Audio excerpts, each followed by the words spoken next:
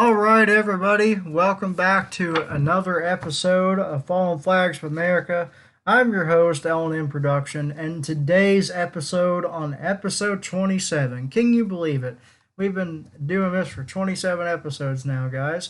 Um, Today we will be discussing the Electro-Motive Division RSD 1325 or 1325.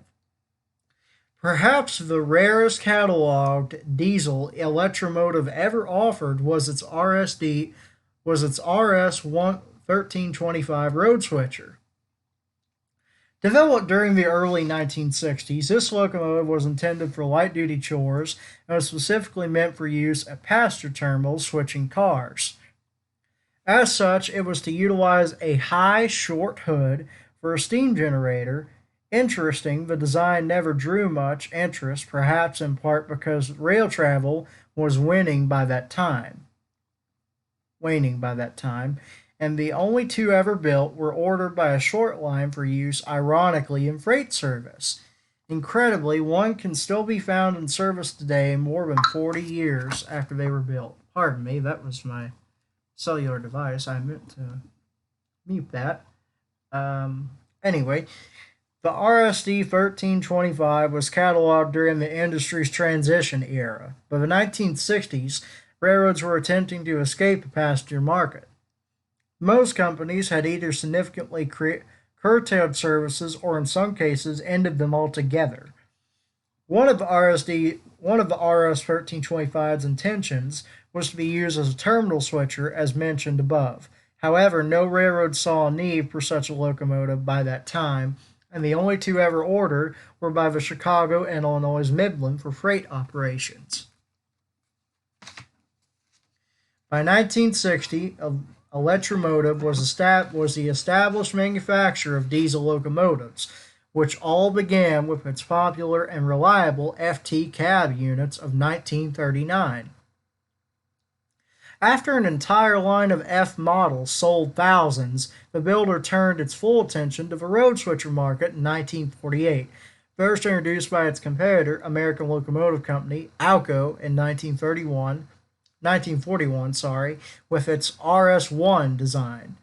EMD at first stumbled with its initial BL2, but rebounded strongly with the GP7 a year later, and then in 1954 with the GP9. Both models the manufacturer sold several thousand examples. Much of its success was due to its attention to reliability and redundancy. Building a locomotive that would operate with serious issues, as well as being easy to maintain thanks to parts that were interchangeable among different models. The 1960s also spelled the end of the romantic era of rail travel. Most railroads have purchased their final large orders of equipment during the 50s in an attempt to stem the losses and lure the public back to the rails. Unfortunately, it did not work, and folks continued to abandon trains in exchange for automobiles and air travel. Still, manufacturers such as EMD continued to offer models for passenger service, notably the E9, that remained in production through 1964. It also decided to market a different type of locomotive for this service in 1960, the RS1325. The light road switcher was designed to be used in terminal work, switching cars. It was initially a lengthened switcher with an offset cab and high short hood that would have held steam generator equipment to keep its passenger cars warm. The RS simply stood for road switcher, and 1325 denoted its horsepower rating 1,325 horsepower. It was powered by EMD's late era tired and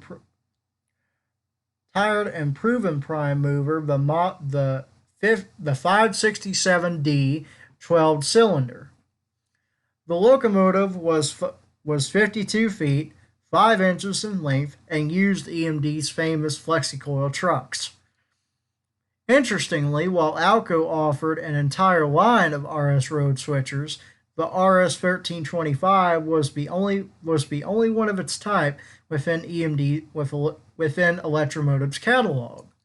Truth be told, the locomotive was not unlike EMD's NW5, a design that harkened back to the mid-1940s. It was sort of a half switcher, half road switcher that sported a high short hood which could be equipped with a steam generator. Overall, the design was actually quite similar to Alco's successful RS1. The NW5 ultimately sold a few examples, and at the time EMD expressed no interest in pursuing it further. For whatever reason, railroads also found the RS1325 of little use. Again, perhaps the answer lay in the fact that the general public was not returning to the rails as railroads had hoped in the 1950s. In the end, just one railroad found any interest in this unique EMD design, the Chicago and Illinois Midland, located in central Illinois. The C&IM intended to use two, numbers 30 and 31, in coal service, the railroad's primary source of traffic, as well as normal switching assignments. However, since steam generators would obviously not be needed, the railroad ditched the higher short hood for a lower one, a slope design like that found on the GP20 and the SD20 and SD24s, with a one-piece, full-length front windshield for improved visibility.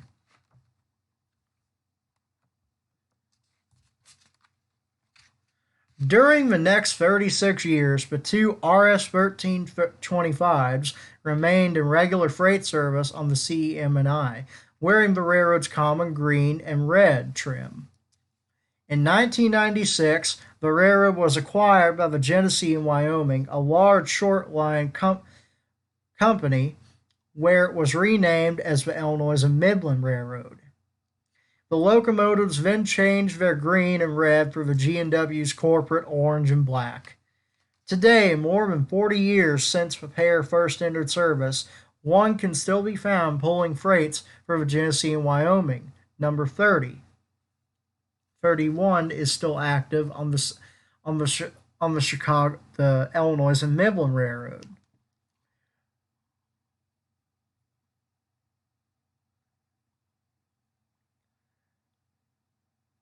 Sorry, I meant to say number 30. Anyway, 30 is currently active on the Atlantic and Western Railway linking Brookhaven and Cumnock, North Carolina.